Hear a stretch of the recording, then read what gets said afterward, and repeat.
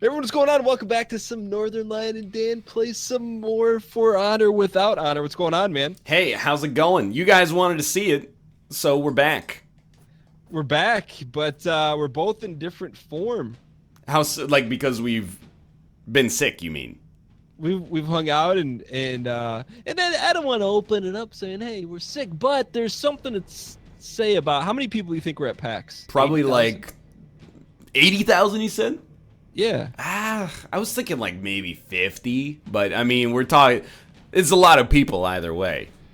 Okay, so 50,000 people. We take the demographics of a gamer, which who knows what that is, but you jam everyone in a winter mist evening. How would you describe it? It was cold, right? Blizzard, half the time, it was like minus 1 million degrees and like blistering snow. And then you mix up a little bit of this, a little bit of that, and you got sick, huh? Yes. But How did that? don't just how leave was me that? outed, like you got sick as well, right? I did, but I think the funny. Oh, I just got roasted. I think the funny thing is neither of us get sick often. Yeah, I tend to not get sick. By the way, I don't think Dan's trying. Oh fuck! They know it's us. Well, I'm dead. So. Yeah, I don't think Dan's trying to roast like our primary demographic here, but you know I've seen the bathrooms at PAX, so it's not necessarily the cleanest environment on the planet, sadly. You want to know, like, I guess the misnomer, the outlier, the whole thing is, all right, so you got dirty bathrooms. You may have less than cleanly individuals. Well, I'm just saying, sometimes. sometimes. But at PAX, I bet there were 0 fights that broke out. Almost certainly 100% true. Although Yeah. occasionally I do see people, they get a little aggro in the lines, or like when they're walking, somebody just stops in front of them and they're like, they hold their arms out like, really? Oh! Disciple of Keck has left the session, Dan. What are we going to do? Well, I don't know, but I think we're gonna win now. I'm going to go out on a limb and say you internally are one of those guys. Yes. You- I used to be you're not gonna- more, actually. Like, as my NLSS persona gets more and more angry, my oh, he's got revenge. My like real life persona gets less and less angry. Now I'm more like, you know, everybody's here. They paid good money. They're trying to have a fun show, and like, you know, so it's easy to get overwhelmed on the show floor as well. Like, there's a lot of stuff there. But this doesn't sound like the Ryan I know. The Ryan I know about 2 years ago would talk about someone's GAC-sized backpack walking around knocking people off left and right. Well, I do think that, like, Nice. yeah, this guy's actually good. Or maybe I just think he's good because we haven't played in a while, but I do hate when people bring like military backpacks to PAX and then they do the thing where they hold the straps and then they like shake side to side when they walk and like clear a path in front of them. It's actually like a Hollow Knight enemy or something, but you know, I understand everyone's there to have a good time, so I try not to be such a dick about it anymore. Yeah, in your old age, you're becoming like softer but also harder. That's what you know, I'd like to think that I'm becoming harder, yes. So speaking of PAX, we haven't really had a rap session. No, since, we haven't. Since PAX. But what was your individual highlight from PAX? Socially, the karaoke that we did was really fun. I had a good time there. And I liked playing King of Tokyo as well. That was a good time. Why did you single out King? Because we played a handful of board games. Why did you single out? Because wait, Codenames was really good too. Sorry, Codenames was probably more fun actually in that environment. But you know, I just enjoyed playing board games. I'm not trying to single out anything. Although I'll single out Evolution as not being that fun for like a party-ish environment. Did I? I don't think I. Yeah, played that. I don't think you were there for that. I think you like King of Tokyo because you min-maxed the crap out of your last monster. I did. I put them in a chokehold at the end for an hour and ruined all the fun of that game. It was beautiful. Oh, damn. You did turn like a 30-minute game Yeah, into about 3 hours. it became like an hour and a half game. I'm very sorry about this, Wakuzo, but it is in the name of the series that we have no honor, so. You want to know the best part of what just happened? You There didn't was have no to. resist. Yeah. There's no resistance from you at all. And then just to get the ultimate BM at the end. I'm sorry, it had to be done. Oh, he told me to get the fudge out. So, how do I talk to him? tab? U tab? Y tab? T tab. The T tab. How about you? What was your favorite part of PAX East 2017? I think you hit the nail on the head. That's the first time I'd been karaoke in that type of environment, Yeah. meaning like your own room. And we need to back out of Bakuzo. And Yeah.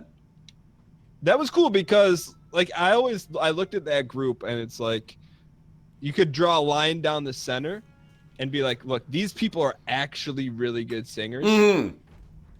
And then these people are actually having a lot of fun. And both people had fun. Yeah. Well, like Surix and Austin are really good singers. And Rob and Kate, like they know how to sing. And then like you and me and Mouth.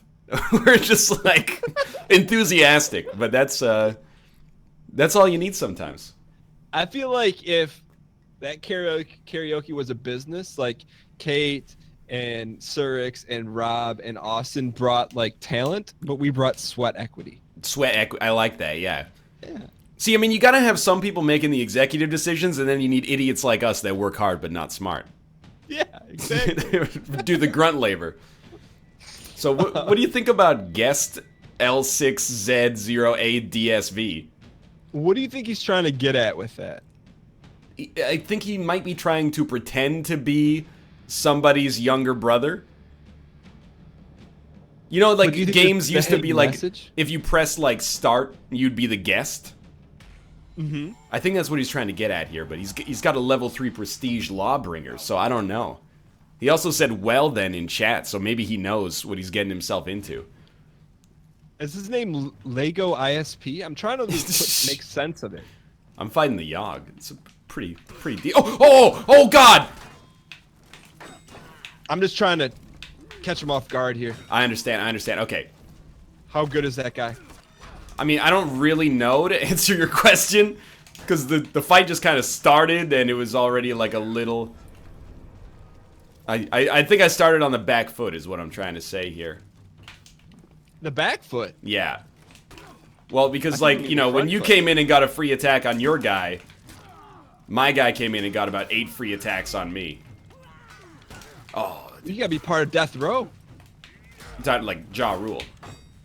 Ja Rule, yeah, speaking of, yeah, okay. Hold on. I'm telling those guys. Did I ever tell you I saw Ja Rule in the airport once? Really? In Phoenix. I walked by, like he had like a couple guys around him. And it took me probably a good 2 minutes. I'm like, who is that guy? And it's Ja Rule, because you know Ja Rule, since that Ashanti song that I sent you. Always on time. Yeah.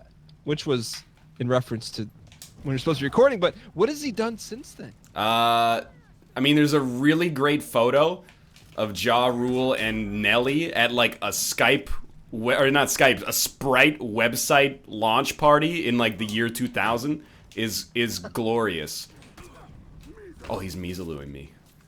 But I think he tried to, didn't he try to like mount some sort of comeback? You know, the Ja Rule story is like, he wanted too much money to be in the, I fell into like a 6-inch gap and my body turned into a freaking Tim Burton wet dream. He was in Too Fast, Too Furious, and then he wanted too much money to reprise his role, so they just replaced him with Ludacris. And Ludacris has now made like $800 million off of those movies. So the dude he's been guilty of making some not amazing business decisions in his life, I think. Yeah, that may be one that you regret later in life. You know, isn't there all sorts of royalties, action figures, plastic cars. Those movies make like so much money worldwide now that you know, I don't fault him necessarily. Like when Too Fast, Too Furious came out, probably wasn't quite the business juggernaut that it is now, but still, like, you know, it hurts. It's gotta hurt. What do you think the appeal of those movies are? You got fast cars and even faster women. Have you ever watched one? I watched Tokyo Drift like a month ago. Were you like stranded somewhere? Well, yeah. Usually the way that it works is like I've got some homework to do. Let me turn on the TV, and then you know, Tokyo Drift was on the television. So is that really how it went down? Yeah, absolutely. What Was it I the thought was edited fun. version? Well, yeah, obviously. Okay. But it was still the one where little Bow Wow goes, "Yeah, man, Japanese food's like the army. Don't fight, or wait, don't ask, don't tell." We got our asses kicked there, by the way. That was in the trailer of the movie. I believe that. I remember seeing that on TV back in the day. But speaking of, can we go back to your incident of just jumping into a 2v1? Like, at what point internally was there no logic gate? There's no logic gate anymore. Although I do think I came up with it in the shower the other day. I was like, I got a better strategy for us, Dan. When Okay. we're fighting people we don't know, don't go for the 2v1 right away. See, this is where like the Machiavellian gears start to turn. Don't go for the 2v1 right away, because maybe we'll win round 1, and they'll think we're still honorable, and then we still have that dishonor trump card. You know, if it's 2v2 or like 2 rounds to 2 rounds at the very end, then you jump in with the scum tactic and take them by surprise, you know? Better to drive the dagger in their heart when you know it's going to kill them as opposed to just make them angry. Excuse me, what have I created? That's actually brilliant and dastardly. I know, yeah. 50% of that was normally used to describe you. The other 50% is not often used to describe you in that way. Well, But you can't beat them, join them, you know? that's right. If we're part of the evil empire here, you're Darth Vader, and I'm just like, I'm a stormtrooper that's like, I'm not going to shoot anybody in the back. You know, if the Rebel Alliance captures us, they're still going to hang me. So, we might as well go all in here. Do you know this guy has flames coming out of his back? Yeah, that's one of those $732 microtransactions. Oh, that's nice. Or you could just play for 2 years, and then you unlock it. Wow, this guy actually kicked my ass. You're dead? Yeah, I'm amazingly dead. Oh, nice. Measlu. Did you play anything at the actual show? I did. I went in, you know, for that early hour. Yeah, it's a good idea. And I like just played everything then because I'm not a big line guy. Yeah, I mean nobody is, I think, but Well, I don't know. Some people like gear up into those like 2-hour lines and they're just like sitting there having got a like a jolly old 3DS time. and yeah. I mean, you gotta have something to do in those lines. Like, there's no way to get around them. I mean, unless you're media, and then you just. Did you wait in line to play anything? Yeah, I mean, we waited in line to play everything that we played, to be honest with you. But so we just picked stuff that was like, in the mega booth, lines can only form like 2 rounds deep before it starts being a fire hazard. So we queued up for stuff like that instead of waiting for like, you know. I mean, how do you think everybody who waited like 3 hours to play Mass Effect Andromeda feels this week? Probably not too good, right? Have you tried it yet? No, not yet. Have you tried it yet? I tried it last night. Yeah. I mean, but I didn't want to be one of those people. Like, honestly, I got a little distraught. And I don't get distraught when people are like, oh, the animation, the facial on this is just so terrible. And it's like, is that the world we live in? See, I'm glad you brought this up. Because I think to some extent, I guess I can't even spectate you. My head got chopped off so hard I can't even spectate. But I think that what I was thinking about before the game came out and the review scores were not very good was like, this game might actually be okay, but be guilty of just being very like virally bad. Yeah. That's kind of, I rail against that in like on the NLSS all the time because I feel like, you know, the third of the Star Wars prequels is not that bad, but when it's bad, it's like very shareable. Like when Darth Vader goes like, no! Everyone is like forward, re. So people who haven't even seen the movie are like, I can't like this movie, obviously. Like, look at how stupid that one specific moment is. Oh! I truly believed. But then the reviews came out and they're like, the writing's really mad. And I'm like, okay, well, that's a different story then. Oh, he's done it! We got a shot here. We got a shot. You won the first one? No, we lost the first. Well, I beat my dude, but. Yeah. But then, yeah, reviews came out and I was like, maybe it's just not as good as the first 3. Which I haven't played the third one yet, but. Yeah, I mean, I just was like, give these people a shot, you know? So I didn't want to, like, have any opinion until you play it, right? Yeah, You know? exactly. So I gave it a good couple hours last night, and it just I don't know, it just wasn't for me. Well, I am sorry to hear that, because Mass Effect 2 is like, oh, he kicked the Christ out of me. Mass Effect 2 is amazing. Yeah, that's the one. That's the only one I played and beat. It was really good. That just the controls in this are a little wonky, and like the facial animation isn't like a big deal at all. You know. I also feel like to some extent, like obviously if you're on the media side, it's a really easy thing to mine for clicks right now. Like, not to accuse my colleagues of doing that exact same thing, but it's really easy to just be like, check out this wonky animation, you know, and then like 100,000 clicks. Or if you're like, oh, actually the game's not that bad, and here's a 20-minute video explaining why, you're like, you know, that's gonna get like 2 views. But I think you reap what you sow. Like, it's good to be critical, don't get me wrong, but I think when you take pot shots and you take like the easy way out and punch down all the time, you build an audience that expects that. And then if the gaze ever turns to you, oh boy, you're in trouble. You've cultivated an audience that does not like to be positive. And I have to clarify that I don't think if something's bad, you should just be like, well, it's actually good because I want everything to be happy. But I think by focusing in the positive when it's warranted, you can build a healthier audience. That's an interesting perspective, but where you kind of caught me for loop is you said, what do you mean like when it turns back on you? Also, how do we 1v1 each other? Oh, okay. You should just go to Duel instead of Brawl when you start the mode, I think. Yeah. You know, I've seen it happen with other YouTubers across a wide variety of industries, not just games. You know, they build their brand on being kind of angry, for lack of a better word. And then, you know, if they ever get involved in controversy themselves, it just gets worse, I think, because of the fact that they've built a following that is predisposed to, you know, enjoy that kind of stuff. So it fans the flames. This is Dominion, Dan.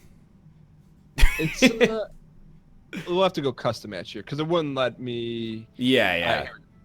But so for you, is that like, is it just based on your personality, or is that a conscious decision? Oh, I don't know. I feel like I've become a softer critic as I've learned more about development, because it doesn't feel honest to take pot shots if you know what goes into making a game. Then when you see like a bad animation, you go, hey, it's like a bad animation, but you know, people worked on that for like 5 years. And it feels worse to me. You know, it's like your little brother is like running a race, and somebody who's never known him is like, look at how slow that idiot is. And you're like, yeah, but he's trying really hard. I get that it's a product that's being sold for money, and that's why I'm not making videos that are like, you should definitely buy this. But that is why I abstain a lot of times from making the easy joke of like, hey, whoa, where did these guys learn how to do animation? The toilet school? So I don't know. I mean, like, I'm in the same camp as you, but I just saw like the piling on from like this animation. I'm like, the animation isn't that bad. You know, it's not like the eyeballs are popping out. What game had that? That was Syndicate, the Assassin's Creed Unity. Yeah, where it's like, it's fine, but I just felt like it was very like almost gaming snobbish. You know what I mean? It's like, we deserve the best lifelike stuff in the world. And it's like, okay. Yeah, I mean, maybe you do, but there is some dogpiling. I mean, part of it is that games are in like a really good spot, despite the fact that there are people who feel like the sky is falling like all the time. Like, the standards in games have gone up so much in the past, well, over the past forever, that I mean, there are still genuinely people who are like, man, I wish we could go back to like Defender. I'm not insulting Defender, right? But, I mean, for all the problems that For Honor has, I think if you gave it to somebody in, like, 1986, they would be like, this is amazing. This is the best product in any industry ever invented. So, like, things like wonky animation stand out, like, a lot more now. And that's good, because I think it's, you know, it's good that we have the luxury of being critical. But I do feel like, you know, there was some dogpiling. Which is, if you had to, I mean, it's fine, because, I mean, they had to know when they released it that some of this stuff was coming. Not that that justifies it. But let's say if you were to take one game, okay? Yeah, and one opportunity. And then take one shot. Yeah. and you were to take it to say 1989, okay? Yeah. With the current hardware we have now, and you just say, hey, I'm going to show you 5 minutes of this. Yeah. And then you get 5 minutes to play it. And you're just looking for like the craziest reaction of all time. What game would you send back in that time capsule? That's a good question.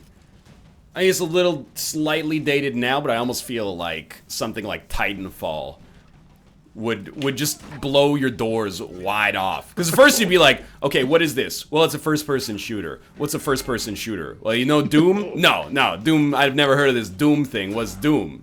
You know, it would be such a buy-in. It would be like giving an iPod to somebody in the Middle Ages, you know? You're trying to explain what, you know, it's an electronic, and then they're like, I don't understand what that means.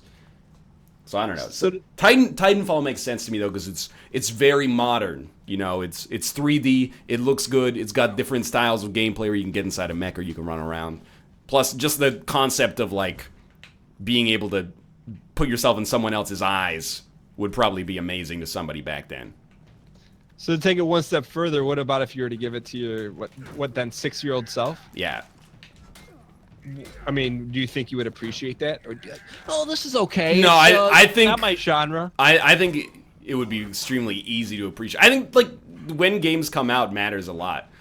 Like when people are like, Knights of the Old Republic is like the best game ever. If you came out with it now, it probably wouldn't be as widely regarded. I'm being careful to make my point here because it's a game that I like, but you know, context matters.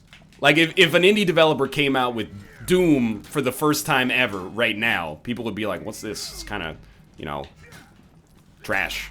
Not to be rude, but you know, it's not modern at the very least. You think so? You think Doom would be crapped on? I think it would just be ignored. But because, you know, it's got a reputation as, you know, one of those games that's extremely... I'm not saying that reputation is undeserved, by the way. I'm just saying that, like, it's the same with movies. Like, you know, if you watch, like, you know, Metropolis now, that 1927 movie about, like, a man making a robot, you're probably not going to be like, this is, you know, incredible. But because of the context, that makes it incredible. Maybe I'm pretty surprised that you've seen that. Oh, I haven't seen it. I'm just a snob, so... I'm aware of its existence. Because, you know, I've seen that. You've seen Metropolis. Yeah. That surprises me. Why? I've seen a handful of film study classes. I have a library. Do you own Metropolis? Movies. I don't, because it's not really that good. That's what I figured. Did you ever watch... I have a library. Did you ever watch Frequency? Or not Frequency, Wavelength. It's like a 45-minute experimental film that is just a one-camera shot of someone's room, and then, like, there's nobody home, but then, like, 30 minutes in, the phone rings. That's the movie. It's a film studies classic. I'm going to send you a link on Twitter of this French movie we watched. It's black and white, and there's this scene where they zoom in on this guy's eye. Yeah. Oh, yeah, in Chien Andalou. Yeah, how do you know the title? Well, it's referenced in Debaser Side 1, Track 1 off the Pixies' 1986 classic album Doolittle. What? But you know what I was going to say? He cuts it with the razor blade. Yeah. Yeah, the old school razor blade. Like, that's some powerful stuff even from back then. And Misalou, what was the name of the movie? In Chien Andalou. In Chien Andalou. But, I gotta give you my list of top 10 film study movies you must watch. I bet you've seen a lot of them. Quit the main menu. Have you seen Cool Hand Luke? No. Oh! I know he eats a lot of eggs in that movie, and that offends me. I didn't even think of that, but that's nice that you know that reference. And then you know that he actually attempted to do that in the movie? Like, Paul Newman attempted to do it. Yeah, I think he got like 23 deep or something. It's disgusting. But, I mean, method acting. Yeah, what about One Flew Over the Cuckoo's Nest? Haven't seen it. Christopher Lloyd, Jack Nicholson, Danny DeVito. You have no desire to see that? I don't really watch movies except on airplanes, to be honest. And if they happen to be on TV when I have to do some homework. What'd you watch on the way to PAX? I watched Mike Birbiglia's new comedy special, and I was like, that was pretty good. And I watched Office Christmas Who is Party. that? Who's Mike Birbiglia? What even is that? Someone from He's an Italian comedian. Kingston? He does a lot of comedy about being Italian. Like, hey, I'm Mike Birbiglia. Something, something, pizza spaghetti. He doesn't actually do that.